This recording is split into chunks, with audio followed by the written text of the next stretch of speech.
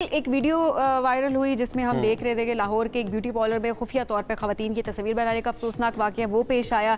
उस हवाले से बहुत सारी बातचीत हो रही है सोशल मीडिया पे। ये कहा जा रहा है कि जो उसकी ऑनर थी, उन्होंने स्किन ट्रीटमेंट करने वाली आने वाली जो दो खवातीन थी, मुबैना तौर पर वो कह रहे मोबाइल से तस्वीर बनाई गई और उसके बाद व्हाट्सएप ग्रुप्स में उनको शेयर किया गया। लेकिन जाहिर सी बात है अभी इस पे ऊपर इन्वेस्टिगेशन जारी, यू नेवर नो के मामला आखिर क्या है। लेकिन अगर देखा जाए तो जो मुतासरा खातून है, खवातीन हैं, उन्होंने जो है मुकदमा तो उन्होंने दर्ज करवा दिया, but at the same time जब तक इन्वेस्टिगेशन कंप्लीट नहीं होती, चीज़ें सामने नहीं आती, उस हवाले से कुछ कहा नहीं जा सकता। वैसे जो खबरें इसके हवाले से थी कि इब्तदाई तौर पर पुलिस ने कुछ तहकीकात करने के बाद, इन्वेस्टिगेशन कुछ प्रूफ लेने के बाद ही मुकदमा दर्ज किया। अच्छा, मुकदमा दर्ज किया, ठीक हो गया। चलिए जी, आगे क्या डेवलपमेंट होती है उस हवाले से। लेकिन आदिल, आए रोज हम देख रहे होते हैं इस तरह के मामला आ रहे होते हैं साइबर क्राइम से रिलेटेड। अगर हम देखें कभी कोई ये कह रहा होता है कि वीडियो अगर या पिक्चर कोई सोशल मीडिया पे किसी की आई है तो वो कॉन्सेंट के बगैर आई है। बिल्कुल, वो नहीं चाहते थे कि वो इस वीडियो में आए, वो कर दी जाती है। डीप फेक की अगर बात की जाए तो उस टेक्नोलॉजी के थ्रू डिफरेंट चीज़ें हमारे पास सोशल मीडिया पे सर्कुलेट कर रही होती हैं। और एट द सेम टाइम अगर देखा जाए तो ऐसे कमेंट्स होते हैं, कुछ थ्रेट्स मिल रहे होते हैं खवातीन को भी, मर्दों के भी, जिसमें ये चीज़ कहा जा रही होती है जी ये तो freedom of speech and expression है। लेकिन एट द सेम टाइम लोगों को नहीं पता होता कि उन्होंने किस डिपार्टमेंट की तरफ जाना है और किस तरह से उस पर आगे कानून पर उन मामलों को लेकर चलना है। तो आज अब हमें कॉल भी करेंगे, अगर आपको कोई भी ऐसा मामला आपके साथ पेश आ रहा है, साइबर क्राइम से रिलेटेड आपको इन्फॉर्मेशन लेना चाहते हैं, किसी भी चीज़ में कोई एडवाइस आपको चाहिए, तो आज हम हमें कॉल करेंगे। आसिफ इकबाल साहब, deputy director cyber crime wing, हमारे साथ मौजूद है। अस्सलाम वालेकुम जी। वालेकुम अस्सलाम जी, बहुत शुक्रिया सर। ये जो कल का मामला मैं चाहूँगी इस पर थोड़ी सी आप रोशनी ज़रूर डालें कि जो ब्यूटी पार्लर वाला मामला हमारे सामने आया है, अभी ज़ाहिर है अंडर इन्वेस्टिगेशन है ये, लेकिन जिस तरह से आदिल भी बता रहे हैं कि कुछ इनिशियल इन्वेस्टिगेशन उस पर हो चुकी है। जी बिल्कुल, मेरे भी इल्म में ये मीडिया के ही तवज्जुह से आया, क्योंकि पुलिस ने उस पर FIR की है, सुनने में आया कि FIR हुई है। लेकिन ये जो आपके हिडन कैमरास या CCTV, आप ये देखिए कि ये पाकिस्तान के अंदर आप रोड पे जा रहे हैं तो आपकी CCTV आपने देखा होगा कि इवन वो स्टेट की कस्टडी में चीज़ होती है तो फिर भी निकल जाती है। इसका मतलब है कि हमें खुद एहतियात करना पड़ेगी। यहाँ पे पाकिस्तान के अंदर ख़ास तौर पे मुझे ये कहने में कोई आर नहीं है कि हमें खुद अपने आप को सेफ और सिक्योर करना पड़ेगा। फीमेल्स के हवाले से ये जो बात हुई है ये बिल्कुल नई हुई है, हमें इस चीज़ का बिल्कुल अंदाज़ा है कि जो आपके, लेकिन उन लोगों ने कैमरास लगाए होते हैं कि वहाँ पे सुनने में आया कि चोरियाँ बड़ी होती हैं। फीमेल्स जाती हैं ट्रीटमेंट करवाने, उनके बैग्स चोरी हो जाते हैं, उनके मोबाइल चोरी हो जाते हैं, ज्वेलरी चोरी हो जाती है। लेकिन फिर भी जहाँ पे ट्रीटमेंट हो रहा है वहाँ पे कैमरास नहीं होने चाहिए। उनको कोई ऐसा मैकेनिज्म बनाना चाहिए जो पॉलर्स हैं कि वहाँ से कोई चीज़ चोरी ना हो। लेकिन ये कोई बहाना नहीं है। देखिए खातून का ट्रीटमेंट किस तरह का हो रहा है, खातून वहाँ उस हाल में भी हो सकती है कि जो मीडिया के सामने नहीं जा सकती, इवन जो किसी के सामने भी नहीं जा सकती। अगर उस तरह का ट्रीटमेंट करते हुए कोई कैमरा लगा हुआ है और वो वायरल हो जाए तो वो खातून तो बेचारी, उसकी तो ज़िंदगी सारी अजाब बन जाएगी। तो इसलिए वो कैमरास वहाँ नहीं होने चाहिए। इवन कोई आपको असर्टन भी करे कि ये लीक नहीं होगी वीडियो, ये कहीं जाएगी नहीं, तो आप अपना, अगर मेरा ख्याल है कि ओपनली बात कर लेनी चाहिए कि अगर आपके अंडर गारमेंट्स आपने पहने हुए हैं और आपकी वीडियो लीक हो जाती है तो वो तो किसी के लिए काबिल बर्दाश्त नहीं है। Sir at the same time आपने पूरे कपड़े भी पहने हुए हैं, आप बुरके में भी हैं, आप किसी भी तरह से आप अगर उस प्लेस पे मौजूद हैं तो ये भी तो एथिक्स हैं या कानून के मुताबिक भी बताइएगा कि वो तो सिक्योरिटी पर्पस के लिए कि अनटिल एंड अनलेस जो है, अगर कोई ऐसा मामला नहीं है कि वो आपके रिकॉर्ड के लिए मौजूद है, अगर CCTV लगाया भी गया है वो आप पब्लिक नहीं कर सकते। क्या ऐसा ही है? बिल्कुल ऐसा है। देखिए ये जो साइबर क्राइम एक्ट है, मैं इसलिए ये बात ज़्यादा डिटेल में करना चाह रहा था कि इसमें जो ऑफेंसेस हैं, अगर किसी खातून, किसी की तस्वीर आप मिसयूज़ नहीं कर सकते, लीक नहीं कर सकते, कहीं किसी को भेज नहीं सकते, इंटरनेट पे अपलोड नहीं कर सकते, किसी की प्रोफाइल पे नहीं लगा सकते, आप कमेंट्स में शेयर नहीं कर सकते, ठीक है। उस पे section 20 of cyber crime act, offences against dignity of a person, अगर किसी की तस्वीर की वजह से उसको हरासमेंट होती है, वो हमारा सेक्शन 24 है, दोनों की 3 साल तक की सजा है। अगर कोई इस तरह की पिक्चर आपकी या वीडियो आपकी निकल जाती है कि जो चाहे वो फॉर्ज्ड है चाहे वो ओरिजिनल है, कि जिसमें आपकी डिग्निटी या आप कह लें मोडेस्टी के अगेंस्ट है, आप कंफर्टेबल नहीं है, जिसमें यानी आप ये देख लीजिए कि जो जिसको आप कानून में एक वर्ड लिखा हुआ है सेक्सुअली एक्सप्लिसिट इमेजेस और वीडियोस, वो डिफाइंड है कानून के अंदर, पीका के अंदर सेक्शन 21 में। उसकी वो नॉन बेलेबल है, वो इंतहाई सीरियस ऑफेंस है, उसमें बेल नहीं होती इंसान की। और हमने देखा है पाकिस्तान में एक सीएसपी ऑफिसर भी उसमें अरेस्ट हो चुके हैं जिनकी 2 साल तक बेल नहीं हुई। तो इसलिए वो बहुत सीरियस ऑफेंस है। और लोगों को, फीमेल्स को खास तौर पे मैं बिल्कुल इनकरेज करूंगा कि इस तरह के ऑफेंस अगर इस तरह की आपके साथ हो रही है, कोई ट्रोलिंग हो रही है, आपकी कोई वीडियो, कोई तस्वीर लीक हो गई, तो साइबर क्राइम विंग में जरूर जाएं, वहां पे रेमेडी। साइबर क्राइम विंग में जाएं, सजाएं भी मौजूद हैं, मजीद उनको सख्त भी करने पर बात हो रही है। कबीना ने उसकी मंजूरी भी दी है, पेका एक्ट हो के साइबर क्राइम एक्ट हो।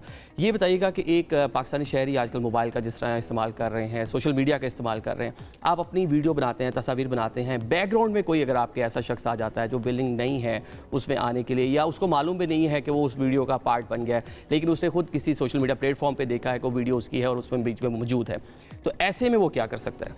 अच्छा देखिए, ये बड़ी आइडियलिस्टिक बात है कि होना तो नहीं चाहिए कि आप ये कहें कि यार मेरी क्यों वीडियो बन रही। अगर इस लेवल पे हम चले गए तो फिर इतनी कंप्लेंट्स होंगी कि मतलब वो उसमें हर बंदा ही हाथ आ जाएगा। इस चीज को अगर हम इग्नोर भी कर दें, ऑब्वियसली ये इखलाकी तौर पे नहीं होना चाहिए। उस बंदे की अक्सर हम ऐसा करते हैं कि सयाहती मकामात पे जाते हैं, अब वहाँ पे पिक्चर्स बनाते हैं, पीछे फीमेल्स होती हैं, और हो सकता है किसी की पिक्चर ऐसे लीक हो कि खातून पीछे खड़ी और वो स्कैंडलाइज भी हो जाते हैं लोग, उसकी कंसेंट के बगैर भी अपलोड हो जाती है। लेकिन उसमें कानून के अंदर जो डिफाइंड होती है चीज़, वो इंटेंट होती है कि उसकी इंटेंशन क्या है बंदे की, कि जो पिक्चर अपलोड कर रहा है, तो वो कहीं ना कहीं कानून की उसमें उसको रेमेडी मिल जाती है बंदे को। लेकिन हमारे मुआशरे में तो इससे बहुत चीज़ें आगे हैं कि जिनको रोकने की ज़रूरत है। अच्छा, अब आसिफ, मैं चाहूँगी कि लोग हमें देख रहे हैं, एजुकेट उनको ज़रूर करें कि किस तरह से वो कंप्लेन दर्ज कर सकते हैं, ऑनलाइन भी देखा जाए, और वैसे भी अगर जिस तरह आपने ख़वातीन के हवाले से बात की, तो वो बाज़ औक़ात कंफर्टेबल नहीं होती कि वो शेयर कर सकें। अगर वहाँ पर कोई मेल ऑफिसर बैठा है और उससे वो चीज़ वो कंफर्टेबल होकर वो शेयर कर सकते हो, तो इस हवाले से किस तरह से साइबर क्राइम विंग काम कर रहा है कि कंफर्टेबल भी करे, एट द सेम टाइम लोगों को इनकरेज भी करे, एंड देन उसके ऊपर इन्वेस्टिगेशन भी करे? देखिए, हमारे 30% कोटा है फीमेल ऑफिसर्स का जो कि काम कर रही हैं, फ्रॉम आप कह लें कि constable to assistant director. Females के मैटर्स फीमेल्स को ही दिए जाते हैं। ये प्रैक्टिस है पिछले 4-5 साल से। और दूसरी चीज़ ये है कि अगर किसी की गलती भी हो गई किसी फीमेल से, उसको जज नहीं किया जाता ये, और ना ही उस साइड पे कोई ऑफिसर जाता है, ना उसको इजाज़त है उस साइड पे जाने की। इससे आगे 2018 में जो हमारा बैच आया, 3rd बैच, उसमें स्ट्रेस काउंसलर्स हायर की और सारी फीमेल्स हैं।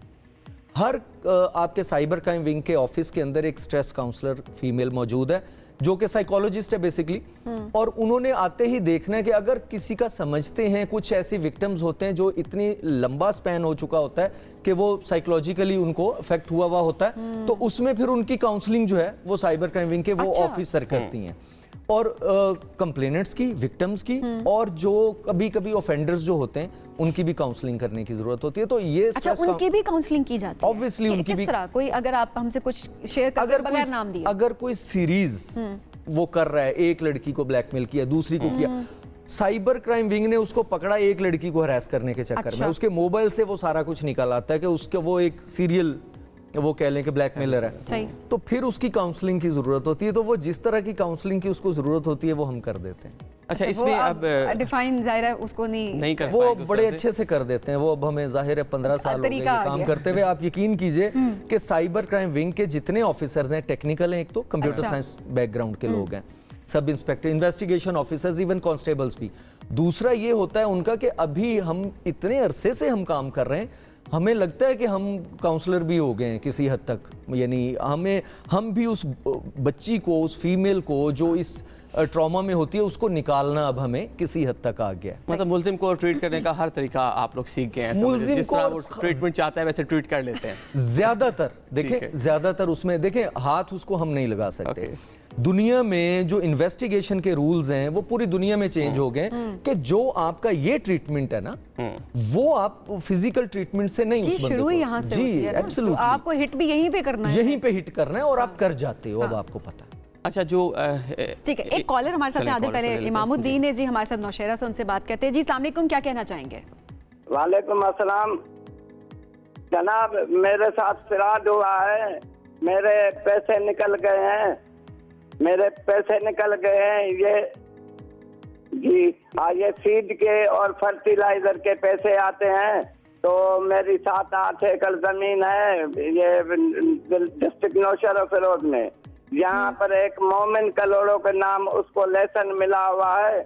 मैं उसके पास गया, मैं अपने पैसे लेने के लिए, उसने मेरे से शनाख्ती कार्ड भी लिया और ये नंबर जो मैं जिस कॉल कर रहा हूँ जिस नंबर से, ये भी मुझसे लिया। मुझे बोला आप कल परसों आना, आपको पैसे मिल जाएंगे। अभी मुझे मालूम हुआ है कि मेरी एक सिम है, दूसरी 0323। चले थैंक यू सो मच। ये आपने सुन लिया एक केस है कि एक और केस भी है, सैयद अली कासिम जो है उनसे बात करते हैं। जी बताइएगा क्या कहेंगे? अस्सलाम वालेकुम सर। जी वालेकुम सलाम। जी कि जो ब्यूटी पार्लर पे हमारी लेडीज वगैरह जाती हैं जी, तो सर उसमें अगर कैमरा वगैरह इस तरह का कोई इशू होता है तो वो सर तो उसका हमें कैसे पता चलेगा कि उसमें कैमरा लगा हुआ है या लेडीज को तो पता नहीं। हाँ, ये वैसे बड़ा इंटरेस्टिंग क्वेश्चन। मैं चाहूंगी कि अगर आप लोग थोड़ा सा एक्सपीरियंस भी आप लोगों को ऑब्वियसली है, उस लिहाज से कैसे पता चलता है कि वहाँ पर कोई हिडन कैमरा है? बाज़ औक़ात ये कहा जा रहा होता है कि अगर वो रूम है वहाँ पर आप सारी लाइट्स ऑफ कर दें और अपने फ़ोन की लाइट अगर आप ऑन करते हैं, अगर आपको रेड सी लाइट नजर आ रही है कहीं पे, तो इट मीन्स कि वो हिडन कैमरा वहाँ पर लगा हुआ है। ये भी क्या किसी हद तक बात? अब लाइट्स आप ऑफ नहीं कर सकते सारी। इसमें मेरे ख्याल से ये ब्यूटी पार्लर के हिसाब से वो हिडन कैमरा मेरा ख्याल है कि उसके चांसेस बड़े कम है। वैसे वो सीसीटीवी कैमरा लगा होता है, सीसीटीवी लगे होते हैं।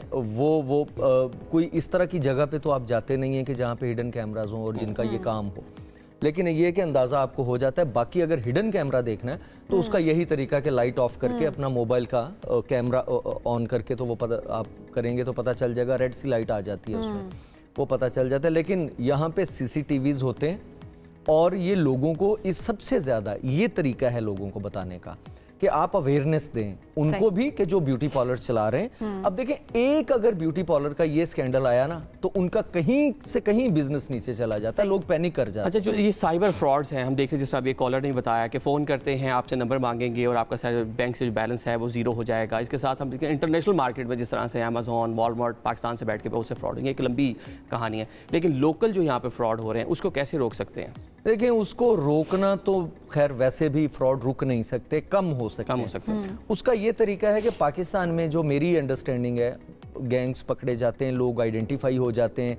सिम्स आपने कर ली कि वो सिम्स जो हैं वो उसका बायोमेट्रिक कर दिया, लेकिन लोग इतने सादा हैं हमारे, वो जाके इनाम लेने के चक्कर में बायोमेट्रिक करवा के अपने नाम की सिम दे आते हैं, लेकिन फिर भी लोग पकड़े जाते हैं। पाकिस्तान के अंदर इस क्राइम को अगर रोकना है तो इस पे लेजिस्लेशन जो अभी आप बात कर रहे थे कि उसको रिवाइज करना है, उसको जो ऑनलाइन फ्रॉड है, साइबर फ्रॉड है, उसकी सज़ा वो नॉन बेलेबल होगा। सही है। और उसकी सज़ा ज़्यादा होगी तो क्राइम रुकेगा। यहाँ पे अदरवाइज बहुत मुश्किल हो जाता है, क्योंकि देखिए आप इतनी एफर्ट करके गैंग को पकड़ते हो, लेके आते हैं, वो बेल आउट हो जाता है।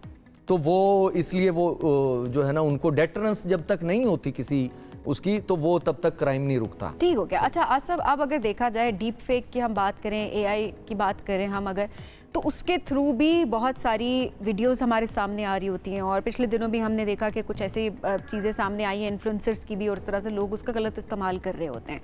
इस हवाले से कानून क्या कहता है और लोग कैसे रिपोर्ट? देखिए, उस पे कंटेंट के हिसाब से कानून बोलता है। वो जो आप एक पिछले दिनों एक इन्फ्लुएंसर की बात कर रही हैं, उस पे भी सेक्शन 21 लगता है, वो सीरियस ऑफेंस है। उस बंदे ने कंप्लेंट भी कर दी हुई है, बंदे आइडेंटिफाई हो जाएंगे। और ये है कि डी फेक हो, डी फेक का वर्ड हमने यूज़ करना शुरू कर दिया। बेसिकली लोगों के लिए इसको सिंपल करते हैं कि जो फॉर्ज होती हैं वीडियो या पिक्चर, वो डी फेक उसको आमतौर पे कहा जाता है। ओरिजिनल कंटेंट हो या फॉर्ज कंटेंट हो, सजा एक ही है। तो इसलिए हाँ, फर्क ये जरूर पड़ता है कि ओरिजिनल कंटेंट में जो विक्टिम होता है वो हिट ज्यादा होता है, उसका कॉन्फिडेंस लेवल वो नहीं होता क्योंकि ओरिजिनल कंटेंट होता है। जो फॉर्ज कंटेंट होता है तो आपने देखा कि वो टीवी पे आके या अपने चैनल पे बैठ के बोलता है कि मैं नहीं हूं। सही। इसलिए लोगों को, फीमेल्स को खास तौर पे ये बताना जरूरी है कि आपका कंटेंट अगर फॉर्ज्ड होगा तो वो सजा उसमें भी वही मिलेगी उसको, लेकिन आपने अपना ओरिजिनल कंटेंट बनवाने से या किसी को भेजने से वो आपने परहेज। ठीक हो गया। कॉलर हमारे साथ है, याहिया ने हमें ज्वाइन, रेगुलर कॉलर है हमारे। जी अस्सलाम वालेकुम याहिया, क्या कहना चाहेंगे? वालेकुम सलाम, दोनों को बहुत सलाम। और आपके मेहमान से मैंने बहुत सीखा और ये हमेशा अच्छी बात बताते हैं। देखिए बात ये कि ये तो एक ऐसा मसला है जो ऑल ओवर द वर्ल्ड है।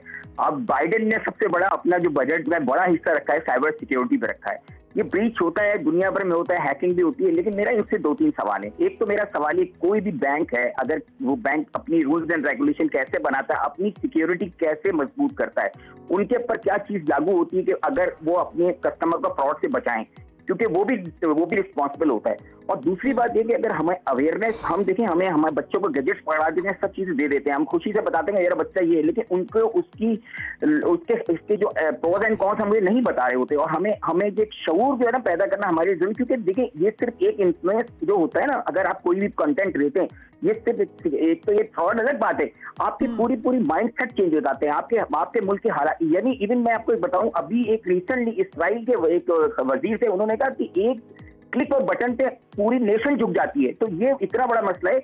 इन्होंने जो कहा ना सजा की बात है, सजा की तो आप अपनी बात बताए जगह है, यकीनन FIA वाले साइबर क्राइम वाले काम कर रहे हैं, लेकिन मैं ये समझता हूँ कि क्या हमें मजीद क्वालिफाइड बंदों की जरूरत नहीं है, कि मजीद इससे जो इस टेक्निकलिटी को समझते हैं, हमारे पास ऐसे स्कूल्स, कॉलेजेस, ऐसे कोर्सेज हैं जो इसको कंडक्ट करते हैं। ठीक है। अच्छा, वो वाली बात है कि किस तरह से। एक और कॉलर, जरा उनके भी क्वेश्चन ले लेते हैं, उसके बाद कंटिन्यू करते हैं। जी अस्सलाम वालेकुम, कौन कहाँ से बात कर रहे हैं? जी अस्सलाम वालेकुम, अब्दुल रहीम हमारे साथ मौजूद हैं। जी क्या कहना चाहेंगे अब्दुल रहीम? अस्सलाम वालेकुम। वालेकुम सलाम। जी क्या कहेंगे? अब्दुल रहीम खान बात कर रहा हूँ। जी क्या सवाल है आपका? मेरा सवाल ये था, 11:20।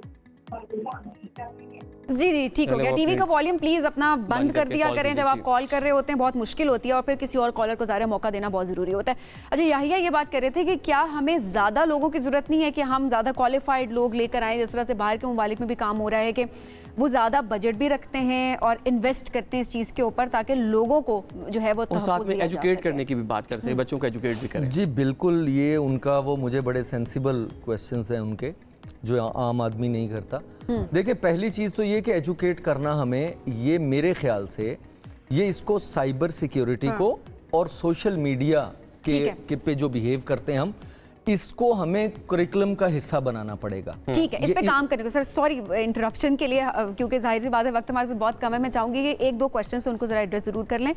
एक तो ये कि लोग ज़्यादा कंप्लेन इस चीज़ पे कर रहे होते हैं कि उनकी फेक अकाउंट्स बना दिए जाते हैं और उनके थ्रू ज़ाहिर उनकी तस्वीरें भी उसमें यूज़ हो रही हैं, उनका डाटा वो उस पर उन सोशल मीडिया पे, वो इंस्टाग्राम हो, हमारे पास ट्विटर हो या फिर ऑब्वियसली हमारे पास फेसबुक हो, वहाँ पर वो डाटा यूज़ हो रहा होता है और बाज़ औक़ात आपको पता नहीं होता। लोग फिर कहते हैं अच्छा आप इसको रिपोर्ट करें और ऐसे करें वैसे करें, लेकिन तब तक ज़ाहिर बहुत हद तक हम देते हैं देर भी हो चुकी होती है। इस हवाले से कानून क्या कहता है और लोग क्या कर सकते हैं? अमूमन हम इग्नोर कर देते हैं। देखिए फेक आईडी जो है वो सेक्शन 16 है हमारा, मिसयूज ऑफ आइडेंटिटी इंफॉर्मेशन, ये इसकी भी 3 साल की सज़ा है। और ये कि किसी की पिक्चर नहीं लगाई जा सकती। अगर किसी की फेक आईडी बन गई है, लोग बनाते हैं एक तो तंग करने के लिए, दूसरा आजकल रुझान है कि पैसे मांगने के लिए वो फेक आईडी बना के आपके फ्रेंड लिस्ट को ऐड कर लेते हैं और कहते हैं जी मुझे पैसे चाहिए, मैं स्टक हो गया हूँ कहीं पे। तो इसकी 3 साल तक की सज़ा है। लेकिन हमने ये है कि लोग रिपोर्ट नहीं करते, आइडेंटिफाई हो जाता है, हर वो बंदा आइडेंटिफाई हो जाता है जो इंटरनेट के साथ कनेक्ट करता है, सोशल मीडिया का यूज़र है या कोई भी यूज़र है। तो वो लोगों को इनकरेज करना है यहाँ पे कि ये ऑफेंस है फेक प्रोफाइल बनाना। और इसकी 3 साल, मैं आपको बताऊं 9th क्लास का बच्चा, टीनेजर बच्चा, 2 साल की सज़ा उसको लाहौर से हुई है। बहुत सारे ऐसे लोग आइडेंटिफाई होते हैं, वो बाद में कहते हैं जी हमें तो पता ही नहीं था कि ये ऑफेंस है, हम तो ऐसे ही शुगर लगा रहे थे किसी के साथ। तो ये है कि उनके लिए 10 लाख रुपए तक जुर्माना है और 3 साल तक की कैद है। किसी की फेक आईडी बनाना, उसकी पिक्चर को मिसयूज करना, उसके नाम को मिसयूज करना, ये जो इंपर्सोनेशन है बेसिकली, और इसकी 3 साल की सजा साइबर क्राइम के अंदर है और 419 पीपीसी का है जिसकी 7 साल तक की सजा है। अच्छा, अक्सर हम देख रहे होते हैं खबरें आ रही थी किसी का अकाउंट जो है वो हैक हो गया है, एक तो इसे बचा कैसे जा सकता है? अमूमन इस तरह की भी खबरें आती हैं कि आपका अकाउंट हैक करके आपके नाम से पैसे वगैरह मांगे जा रहे होते हैं, डिफरेंट तरह की डिमांड्स जो है वो की जा रही है, या जनरली भी अकाउंट हैक कर दिया जाता है आपका। ये इतना ज़रूरी चीज़ है। देखें, पासवर्ड एक तो सबसे पहले जब नया अकाउंट बनाएं उसकी डिटेल अपनी डायरी में लिख लें कि आपने पासवर्ड क्या लगाया, उसको किस फ़ोन नंबर, आपकी सिम्स होती हैं, कौन सी सिम के साथ एसोसिएट किया, कौन से ईमेल आईडी के साथ एसोसिएट किया। डेट ऑफ बर्थ कभी सही नहीं लिखनी, ये मैं रिकमेंड करता होता हूँ कि उससे आपकी डेट ऑफ बर्थ का लोगों को पता होता है। अच्छा। बर्थडे मना रहे हैं, वो फेसबुक पे आ रही है, मेमोरीज में आ रही है, वो कभी सही ना लिखें। क्यों ना लिखें? वो इसलिए सही ना लिखें कि डेट ऑफ बर्थ जो आपकी होती है उससे रिकवर किया जा सकता है। ओके, आईडी, जिसको हैकिंग कहते हैं। दूसरा, पासवर्ड थोड़ा कॉम्प्लेक्स रखें। मेरे बेटे का नाम हसन है, सबको पता है, मैं अपने बेटे के नाम पे रखूंगा अगर पासवर्ड तो वो हर कोई देख लेगा, हसन 1 2 3, हसन 786। आमतौर पे ऐसे होता है। आई लव पाकिस्तान, पेप्सी, ये पासवर्ड नहीं रखना। Special character, number sign, dollar sign बीच में लाजमी ऐड करना है। उसकी वजह यह है कि एक डिक्शनरी का तरीका होता है पासवर्ड रिकवर करने का किसी का, वो उसमें नहीं आता। एक चीज जरूर करें, 2 फैक्टर ऑथेंटिकेशन। वो इतना इजी है कि आप उसको 2-3 क्लिक्स करके आप वो अपने अटैच कर लेते हैं। ट्विटर है आपका, सोशल मीडिया का कोई भी आईडी है, ये इवन व्हाट्सएप है आपका, इंस्टा है, 2 फैक्टर ऑथेंटिकेशन आपको हैक होने से बचाती है बहुत हद तक। यानी आप क्लिक करके आप सिम को अटैच कर लेते हैं अपने अकाउंट के साथ, सही है, पासवर्ड लगा दिया, पासवर्ड चोरी भी हो गया तो वो लॉगिन नहीं करेगा, वो रुक जाएगा। वो आपकी सिम पे कोड भेजेगा, ट्विटर या इंस्टा, वो कोड उसमें डालेंगे तो वो लॉगिन करेगा। वो जरूर ऑन करें। अक्सर हैकिंग होती है आउट ऑफ कंट्री से, बाहर से लोग करते हैं, तो जब आपने 2 फैक्टर लगाया हुआ तो अच्छा। इससे भी आगे एक और चीज कि लोग आपका व्हाट्सएप हैक कर लेते हैं। आजकल आपने सुना होगा व्हाट्सएप, वो हैकिंग नहीं होती, वो फ्रॉड है बेसिकली। वो क्या कैसे? वो आपका नंबर है मेरे पास सिम का, मैं अपने व्हाट्सएप में डालूंगा, कॉन्फ़िगर करने के लिए कोड आपकी सिम पे जाएगा। वो कोड जब दूंगा तो लॉगिन मेरा आपका व्हाट्सएप आएगा ना।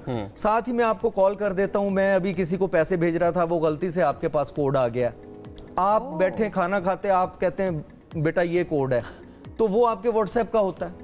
इसी तरह से ही हैक किया जाता है। ये बताना कि यार आपने सिम पे आया हुआ कोड किसी को नहीं देना। वो आपकी ऑनलाइन ट्रांजैक्शन का भी हो सकता है, वो आपके फेसबुक, इंस्टा, ट्विटर, आपके स्नैपचैट का भी हो सकता है, और ज्यादातर वो आपके व्हाट्सएप का होता है। ये वो सिक्योरिटी की चीजें ये बतानी लोगों को बड़ी जरूरी है कि आपने सोशल मीडिया को यूज सिक्योरली किस तरह से करना है। ये सबसे बड़ा हमारे मुआशरे का मसला। अच्छा, अब एक और चीज़, अक्सर ये होता है, अक्सर क्या मैं तो कहूँगी कि ये तो अब रोज़मर्रा हम देख रहे होते हैं, हमारी पिक्चर्स के नीचे अब्यूज़ किया जा रहा होता है, या बाज़-औक़ात आपको थ्रेट किया जा रहा होता है किसी ना किसी तरीके से, और बार बार कोई शख्स ज़ाहिर आपको इनबॉक्स में परेशान भी कर रहा है, उस लिहाज से भी हम देख रहे होते हैं। ऐसे में क्या होता है, क्योंकि अक्सर जब हम ये बात करते हैं कहीं पर तो कहते हैं जी freedom of speech and expression, अगर वो हमारा आइन इसकी इजाज़त देता है कि आप जो फील कर रहे हैं आप वो हेट कमेंट आप कर सकते हैं, और इस तरह की बातें आ रही होती हैं। इस मामले पे कानून देखिए जी, हमारा कानून या आइन हेट्रेड के लिए बिल्कुल इजाज़त नहीं देता। अब मैं आपको एक मिसाल दूं कि किसी लड़की को किसी ने ऐसा भी मैटर आया, उसको लिख दिया मोटी। अब ये बड़ी सिंपल सी चीज है, लेकिन वो कितना हर्ट हुई इससे, वो आ गई कंप्लेंट लेके। हाँ। और मैं आपको बताऊं, मैंने तो उसको बड़ा इनकरेज किया कि अच्छा, भाई आपने ठीक किया कि यार कोई आपको इस तरह की ये चीज करने वाला कौन होता है। लेकिन सोशल मीडिया पे हमें एक और चीज भी सीखनी है। सोशल मीडिया अगर आपने यूज करना है ना तो दिल बहुत बड़ा रखना पड़ता है। बिल्कुल। आपके पाकिस्तान के जितने पॉलिटिशियंस के दिल है ना, वो बड़ा कुछ सुनते हैं और बर्दाश्त करते हैं, आपको इतना बड़ा दिल करना तो नेक्स्ट लेवल है ना। लेकिन कहीं ना कहीं जहां पे आपको इस तरह के कमेंट्स दे दिए जाते हैं, आपको हरास किया जाता है, आपको बुली किया जाता है, वहां पे आपको चाहे वो कमेंट्स में किया जाता है, फेक प्रोफाइल बना के किया जाता है, किसी अकाउंट पे किया जाता है, जुर्म बराबर है। उस केस में फिर आपने उसको केस को टेकअप किया, वो जो मोटी जिसने कमेंट कर दिया था, और जाहिर सी बात है जी ये पुरानी बात है, लेकिन अभी मेरे जहन में आ गई ये बात करते करते। तो बंदा आइडेंटिफाई देखें जी हो जाता है, बंदा नहीं छुप सकता, वो जो मर्जी कर ले। मैं जैसे आपको मैंने पहले बताया कि हम सारे कंप्यूटर साइंस के लोग हैं जो साइबर क्राइम विंग में काम कर रहे हैं। मसला सिर्फ ये है कि कहीं ना कहीं आपका ह्यूमन रिसोर्स कम होता है जो हर डिपार्टमेंट के अंदर मौजूद है, उसकी वजह से, और फ्लड आया कंप्लेंट्स का साइबर क्राइम का, उसकी वजह से थोड़ा सा ये कि परफॉर्मेंस आप कह सकते हैं कि उस तरह से लोग, और अभी नए लोग आ रहे हैं, सुनने में आया कि काफ़ी सारे लोग नए आ रहे हैं। नहीं, गवर्नमेंट ने सारी चीज़ें देखते हो नेशनल क्राइम एजेंसी जो है आपकी अलग से बना दी है, अलग से FIA से अलग करके आपका एक अदारा भी बना दिया गया जी, वो नोटिफिकेशन हो गया उसका, तो इंशाल्लाह होपफुली वर्किंग में होगा, चाहे वो FIA के अंडर हो या इंडिपेंडेंट हो। आपके वसाइल अगर पूरे हैं, आपका ह्यूमन रिसोर्स पूरा है, आपकी वो ट्रीटीज़ जो इंटरनेशनल ऑर्गेनाइजेशंस के साथ आपकी स्टेट ने करनी है, वो FIA का कोई या किसी साइबर क्राइम एजेंसी का कोई ऑफिसर नहीं कर सकता, तो स्टेट के लेवल पे करने वाले अगर काम हो जाते हैं तो आपका ये चीज़ें बड़े आराम से हैंडल हो सकती हैं। अच्छा सर, ये जो ज़ाहिर है मैं ज़रूर चाहूँगी कि दोबारा ज़रा इस पे हम बात ज़रूर, क्योंकि हर शख्स इससे रिलेट कर सकता है, चाहे वो मेन स्ट्रीम पे है, चाहे वो नहीं है, कोई सेलिब्रिटी है, कोई आम कोई भी है, वो इस चीज़ से बहुत ज़्यादा रिलेट कर रहा होता है कि कोई क्यों बुली आपको करे, कोई क्यों आपको कॉमेंट कर रहा होता है। लोगों की ये कंप्लेन होती है कि अगर वो साइबर क्राइम जाएंगे, वो डिपार्टमेंट में कंप्लेन करेंगे, उनकी इस कंप्लेन को सीरियस नहीं लिया जाएगा, क्योंकि ऑब्वियसली आप लोगों के पास बेतहाशा केसेस डेली बेसिस पे आ रहे होते हैं, तो प्रायोरिटाइज भी नहीं किया जा रहा होता, या हर शख्स की जो कंप्लेन होती है उसको उतनी अहमियत दी जा रही होती है। तो ये लोगों की बड़ी कंप्लेन होती है, तो आप इस बारे में लोगों को इनकरेज ज़रूर करेंगे? जी, ये तो नहीं हो सकता कि कंप्लेंट जो है अनअटेंडेड चली जाए, ये नहीं हो सकता। और हमारे मुआशरे में लोगों को ना अब अवेयरनेस भी आ गई है कि हमारा ये राइट है। ये बात पहले लोग नहीं करते थे, अब हमें लोग आके बता रहे होते हैं जी मेरी ये कंप्लेंट है और साइबर क्राइम एक्ट का ये सेक्शन लगता है उसके ऊपर, तो वो ये अच्छी चीज़ है कि लोगों को अवेयरनेस आ गई है। ये नहीं हो सकता कि उनको सुना ना जाए या उसको प्रायोरिटाइज इस हवाले से किया जाता है कि हमारे यहाँ पे अगर किसी के साथ फाइनेंशियल फ्रॉड हो गया तो वो जिंदा रह सकता है, वो कुछ दिन अगर महीना 2 महीने आमतौर पे लग भी जाते हैं कि आपको बैंक से डाटा लेना है, उसका सिम्स का डाटा लेना है, लेकिन अगर किसी की ऑब्जेक्शनेबल कंटेंट, कोई उसको हरास कर रहा है लड़की को कि मैं वो अभी पब्लिश कर दूंगा, मैं पब्लिक कर दूंगा, तो उसमें फिर टाइम नहीं होता, और वो फिर यानी स्टेज वो लड़की की हो जाती है कि वो मरने मारने पे चली जाती है, यानी सुसाइड तक कर चुकी लड़कियां इस हवाले से। तो वो प्रायोरिटाइज किया जाता है साइबर क्राइम विंग में कि इस तरह के मैटर्स को वो टॉप प्रायोरिटी पे रखें और उस बंदे को जो हरास कर रहा है, जो ब्लैकमेल कर रहा है, उसको पकड़ें। ठीक हो गया, तो प्रायोरिटाइज किया जाता है, अनअटेंडेड कोई भी कंप्लेन नहीं जाती है, बट ऑब्वियसली देखा जाता है कि उसकी इंटिटी कितनी है और उसके लिहाज से उसको प्रायोरिटाइज कर दिया जाता है। आप सब बहुत शुक्रिया प्रोग्राम में हमें ज्वाइन करने के लिए।